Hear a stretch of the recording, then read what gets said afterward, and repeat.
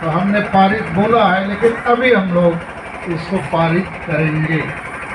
पहला, मारंगुरु पारसनाथ पहाड़ गिरिडीह जिला पर हम आदिवासियों का प्रथम अधिकार है, जो 1911 के प्रिवी काउंसिल लंदन द्वारा जैनों के खिलाफ और संताल आदिवासियों के पक्ष में हुए फैसले से स्थापित होता है।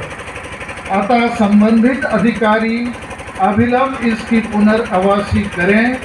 हेमंत सोरेन सरकार के 5 जनवरी 2023 पत्र को खारिज करें। आपका समर्थन है? मतलब हेमंत सोरेन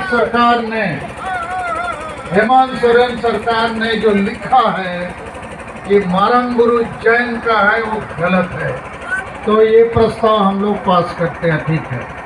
दूसरा प्रस्ताव है, मारंगुरु अर्थात आदिवासियों का ईश्वर है।